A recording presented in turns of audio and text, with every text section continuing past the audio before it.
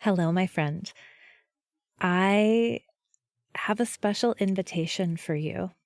I have a new, potent, concentrated group coaching program called Crucible. We begin on April 10th. You can go check out timewitchery.com/crucible, and I'm going to tell you all about it at the end of the show. So if you're interested, stay tuned.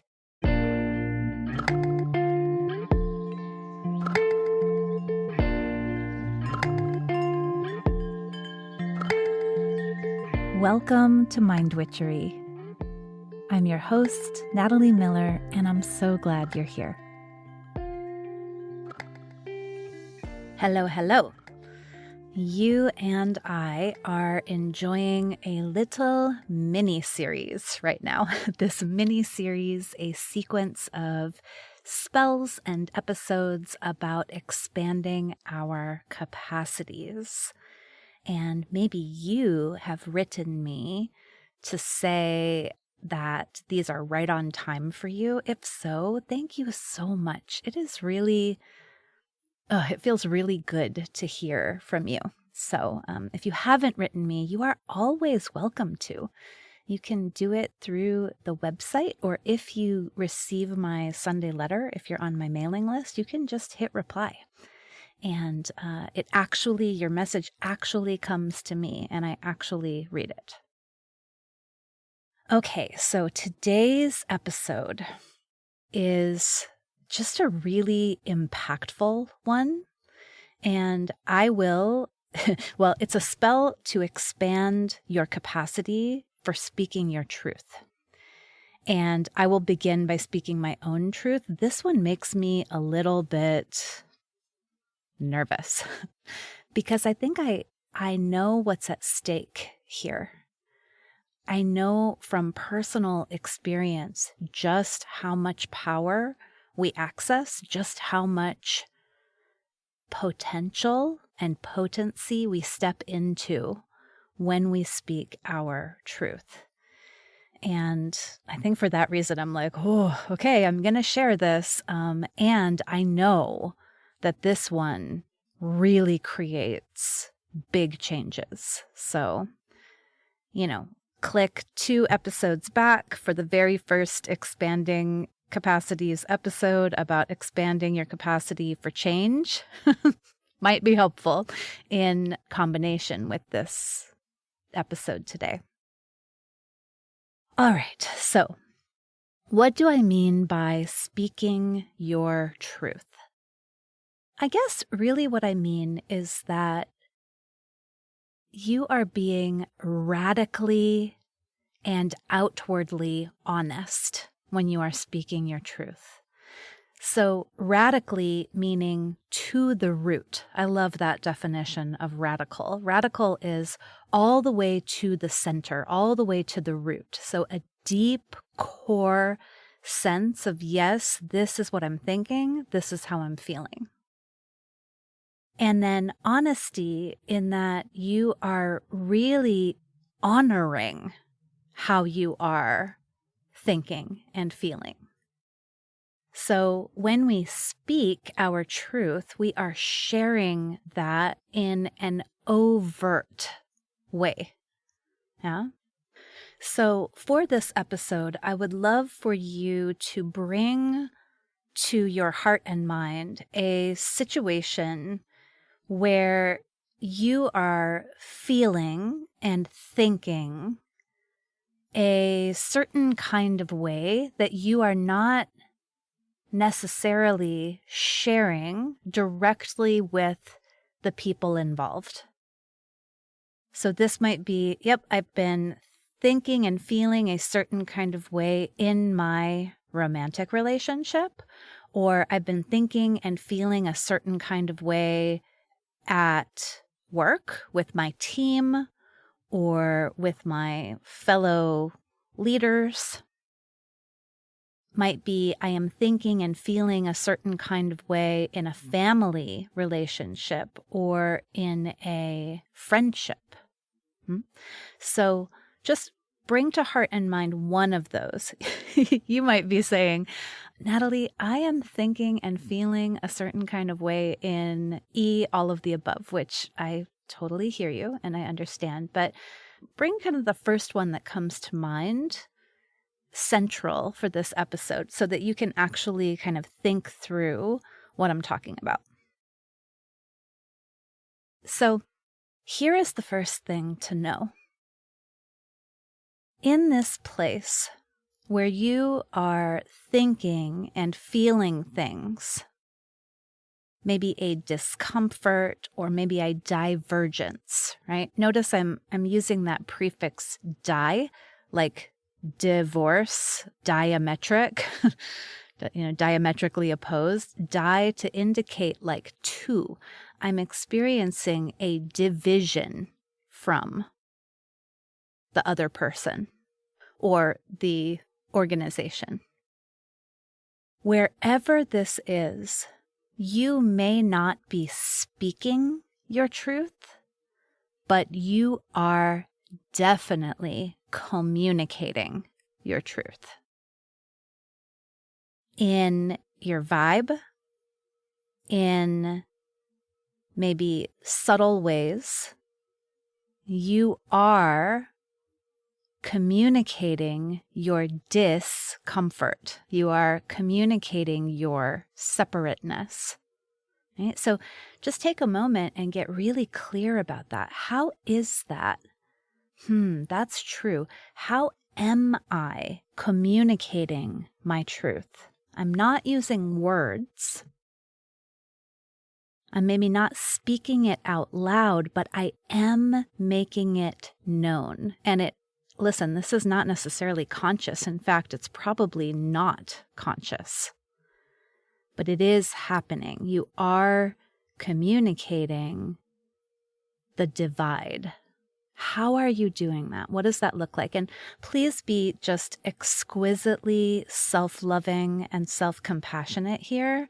It is not bad or wrong that you are communicating your truth. The truth is just bubbling up and it's flowing out, right? And in fact, the more you have tried to contain it and press it down, the more pressure is created that kind of pushes it up and out, right? So this might be, okay, I haven't actually said to my parent that I am sick of hearing them complain about my siblings, but I've started not answering the phone when they call, or I've started leaving way more time between calls, or when they begin to talk about my siblings, I get really quiet and I check out, I absent myself from the conversation, right? So that would be an example. I am communicating my discomfort in all of those ways,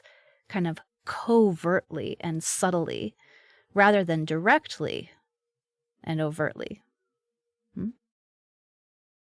Why is that?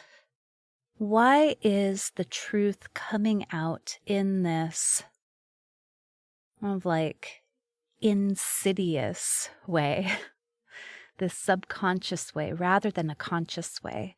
I want to be really clear here. It is because there is a lot of power in your truth. And that power may not feel comfortable for you. Like actually claiming it and channeling it may not be comfortable for you. And listen, this may be because you have been conditioned to avoid power, like avoid taking power for yourself. If you are in any minoritized community, culturally speaking, you have definitely been conditioned to keep your head down and to stay quiet and complacent and agreeable. And yeah, you have not really been encouraged or taught how to step into power, and there is power in speaking your truth. So we who are conditioned to eschew power, to avoid it, to give it over, for us, we are conditioned to believe it is dangerous for us to speak our truth. And in reality, it is dangerous. It is dangerous to the status quo. It is dangerous to whatever system, and that could be, again, a family, that could be a workplace, that could be an intimate relationship. Our truth is dangerous to the assumptions of that system. And so I don't want to hold that lightly at all. I don't want to brush that off. I really want to honor that. If you're feeling like, whew, this is scary, this seems dangerous, you are right. Likely you are. You are right. It is actually a big thing to speak our truth. So let's honor it. Yeah, it's a big deal. It's a big thing. It's a big step. That's why we're here. That's why we're expanding our capacities to do it. So it bears saying also, here's my next point, that you have a lot of options and speaking your truth is one of them. It's one of many options.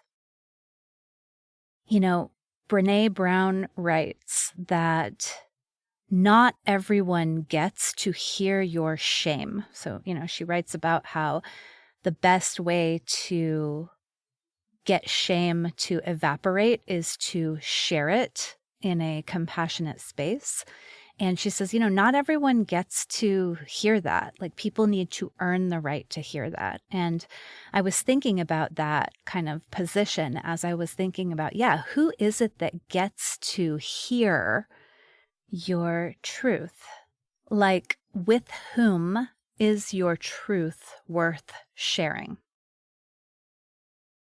And what I came up with as I thought about this for many days is, I think it is the people with whom you will stay in relationship.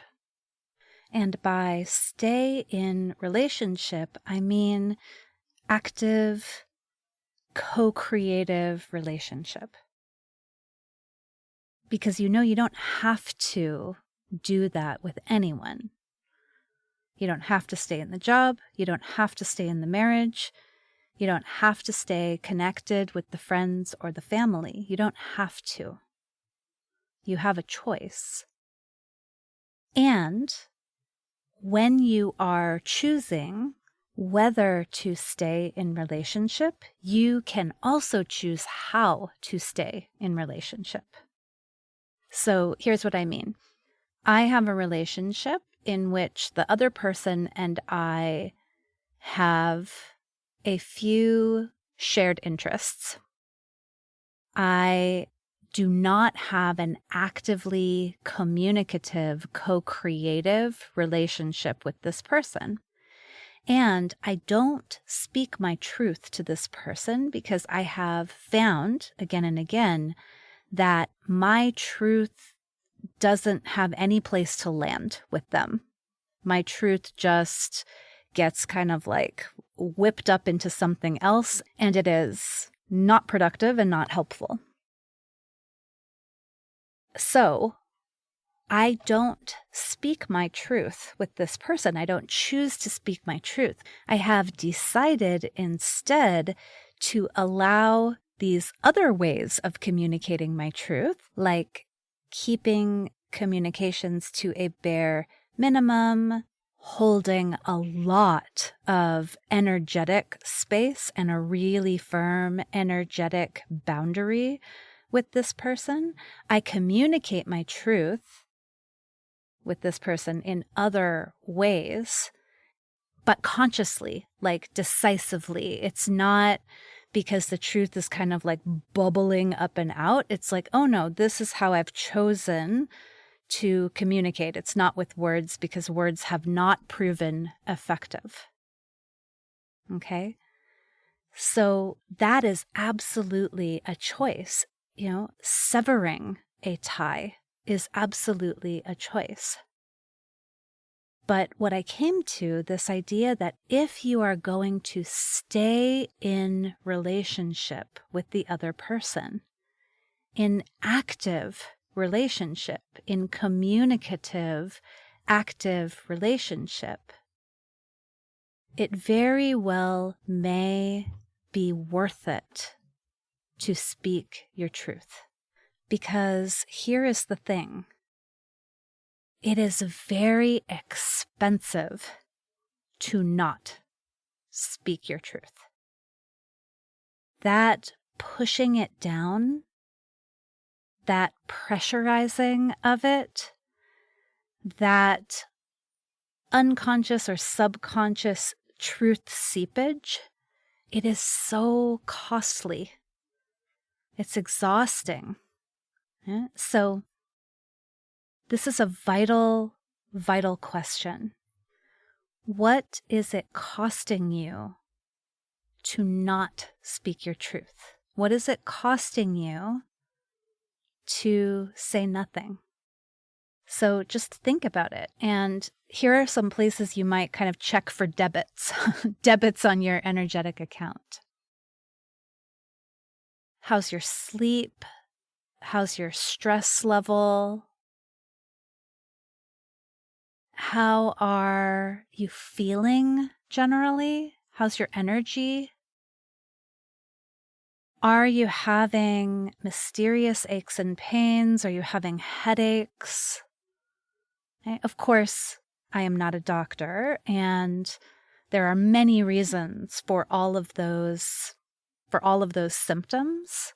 And at the same time, I personally have found that the stress of withholding my truth exacerbates all of those symptoms. Oh, I should mention digestion too. I actually have great digestion. There you go. There's a little something to know about Natalie. I don't usually find that upset manifests in my guts, but I know a lot of people who do find that. Right? So just kind of checking in with your health. How are you feeling? Check in with your other relationships. Are you showing up to your other relationships, to your partnerships, your friendships, with conversations that are laden with complaining, that are laden with outrage, that are laden with actually the truth that you're not speaking over in the place, wherever that is, that you are pushing the truth down or you're withholding speaking it, right? It comes up and out somewhere. Is it coming up and out in your other relationships? And I'll share with you here probably the biggest truth-telling moment I've had in the last many moons. And I was in a leadership position in a company where the direction that it was evolving was completely unaligned with my values and frankly with what I thought were the values of the organization. And I would speak up in small ways, but I was sharing like a little bit of the truth. I was sharing a little Baskin-Robbins pink taster spoon of the truth when I really had a whole banana sundae's worth of truth to speak. So I was like, here's a little bit of truth and not the whole truth. And when I look back at that time, I see that I had whole friendships that were repositories for complaining and for commiserating, for misery, for misery, collective misery, which again is not a bad thing, but there were so many better ways to be with these people. Like, I loved them and we were friends and we had so much in common and there were better things to talk about than like how much things sucked, you know? I look back at my romantic partnership at that time, and I can remember at the beginning of a workday, at the end of a workday, lying in bed at night, just like, oh, I don't know what to do, and I just don't like it. And I wasn't speaking my whole truth. I wasn't serving up the banana sundae of truth. And so it became just this kind of, like quicksand of conversation with my beloved partner, because that was a person that I felt really safe talking to, who I knew would honor my truth. So it turns out that in this organization, my truth was really not welcome. And those little tiny taster spoons that I was serving up eventually got me a reputation for being very argumentative and negative, which is sort of funny because I'm like, if you want negativity, I've been withholding this like large dish of it, right? But actually, when I had a conversation with my sort of leadership people about that, I stopped withholding my truth. I served up the whole thing. And reader, it got me fired. I was fired from that position. And this is where I want to underscore, I get it that speaking our truth is a little scary because, yes, it can initiate, it can facilitate big, deep changes. In that moment, it was not a financially secure moment in my life. I will just let you know. I had many, many life events that were extremely expensive in that moment. And I was the income for my household in that moment. And I can look back from here and I can see that that moment of speaking my truth and putting it in writing, I put it in writing, my truth, what I was experiencing, the way that I saw the situation.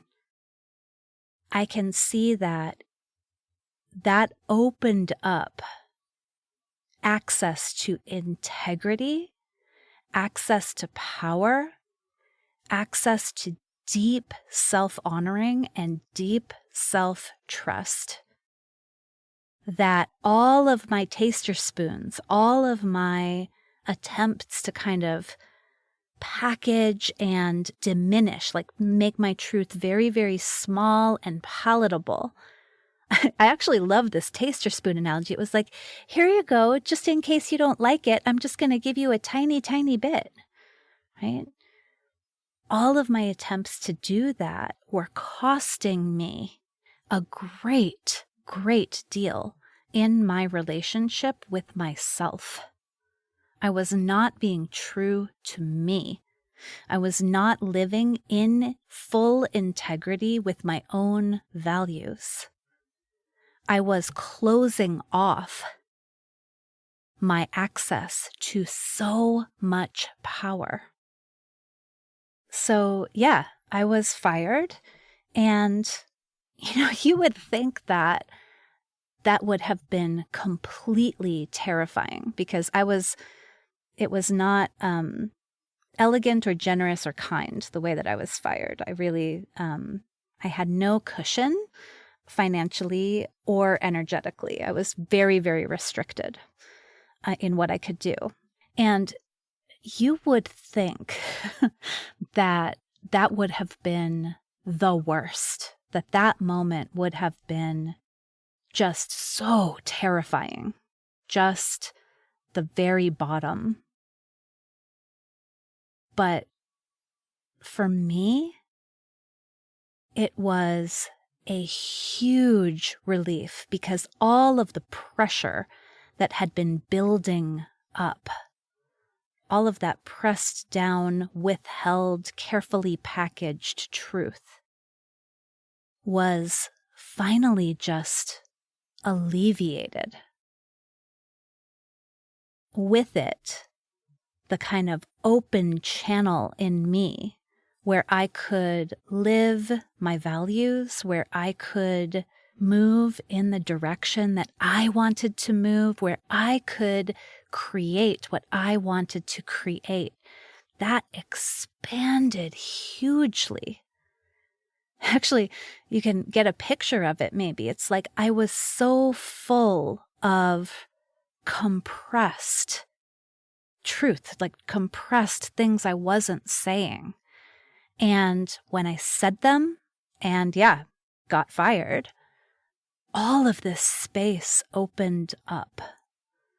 And it actually wasn't so scary at all. It was a strange relief. And maybe you've experienced this too. That in a moment where you finally said something, where you finally shared your truth, you realize actually holding it back and holding it down was so much worse. It was so much more painful. It was so much scarier in that moment that I was scared about what would happen when I shared it. And when I was holding back from connecting with myself and connecting with authenticity and with integrity, that was actually so much worse than just speaking it and letting things evolve. So I wanted to share that because, I don't know, I think it helps to know where this spell is coming from. Okay, so number one, you are figuring out, how are you already communicating your truth? Number two, you are kind of acknowledging that you don't have to say anything. Yeah, saying something may feel really scary. We're conditioned to think it's scary. And you don't have to say anything. It sort of depends on what is the nature of this relationship. Is it something where you are trying to actively co-create, like I'm staying in this job with this company, or I'm staying in this marriage, I'm staying in close relationship? Because if you are planning to do that, to stay in close relationship, especially, you'll want to ask yourself, what does it cost me in my body, with my own relationship with myself, with my relationships with others? What does it cost me to withhold my truth? Yeah? Okay, so maybe all of this has you saying, okay, I think I might want to speak it. So then how do we do that? I just have two ideas here for you. One of them is that when you are telling someone that you've decided is worth telling, you don't have to be crystal clear. Like, you don't have to have it perfectly figured out. One of my favorite ways, actually, to acknowledge the messiness sometimes of truth, or the kind of complexity of it, is to say, part of me is thinking this, and part of me is thinking that. Right? So I acknowledge, I say, there's a part of me that just like really kind of loves connecting with you in our misery and commiserating. But then there's this other part of me that like just finds it really heavy and wants it to feel better. There's a part of me that's just kind of decided that, sex is not the most important part of our relationship. But then there's another part of me that is like, wants to have great sex. You see? So you can use that kind of, part of me is thinking this, part of me is thinking that, to convey that your truth is not necessarily monolithic, that your truth is complex. Here's another piece, and I think this kind of ends up being the spell to expand our capacity to speak our truth. And that is this: truth unfolds. Truth evolves, right? Everything is always changing, including our understanding of our truth. To me, this feels important because we recognize that we are always existing in co-creation, right? How someone responds to us will affect how we feel. Right? What is true for us is something that we will gradually uncover and understand more and more. I thought that this was the thing that bothered me, but actually now that we're talking, I'm realizing that it's actually more that is the thing that is bothering me. Do you see? The truth unfolds. The truth evolves. If the truth is unfolding inside of you, contained inside of you, it may create pressure. It may create pressure that you feel in your body, in your energy, in your mood. Pressure that's unpleasant. If the truth unfolds outside of you, it will expand out and beyond you. This most definitely happened in the situation where I spoke my truth in the organization and was fired. That truth has unfolded. It has unfolded gradually and to great effect, in ways that made my speaking that truth more than worth it, because it was not actually only about me. It was about the whole community. It was about the whole organization. And that's what happens, right? When we conjure the courage to speak our truth, we open up that channel. We open up to greater integrity, greater power. And where we are more open in that way, it flows through, and it can, not necessarily, I don't think, but it can amplify the truth, make the truth even bigger, even more present. Is that a little bit scary? Sure. Is that also requisite for the change that we want in this world? Yes, I believe it is. I know this one is a real call to integrity, a call to self-honoring, and perhaps even a call to action. So I want you to remember, you can go slowly. There's actually nothing wrong with serving up little taster spoons of truth. Who knows? Maybe you will find that when you serve up little taster spoons of truth, the person really likes it and asks for more. Maybe you will find, like I did, that the taster spoons are quite offensive, and as the truth unfolds, it unfolds in dramatic ways. But what I invite you, and me, frankly, for me too, this is important for me too, what I invite us to remember is that when we are in integrity, meaning when we are integrated, body, mind, and soul, outward voice and inner thought, when we are integrated, when we are in integrity, that is actually where we have the most access to choice, the most access to agency, the best, most fully supported ability to create what we really, really want. Expanding our capacity for speaking our truth. Thank you so much for listening. Bye for now.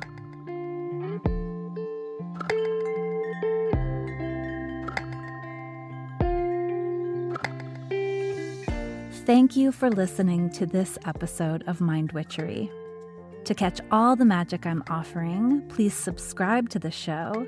Or if you want a little bit of weekly witchiness in your inbox, sign up for my Sunday letter at mindwitchery.com. If today's episode made you think of a friend or loved one, your sister, your neighbor, please tell them about it. We need more magic makers in this troubled world. Like all good things, this podcast is co-created by stellar people. Our music is by fabulous DJ, artist, and producer Shammy D. Our gorgeous art is by the sorcerers at New Moon Creative. Mind Witchery is produced in conjunction with Particulate Media, K.O. Myers, executive producer. And I am Natalie Miller. Till next time.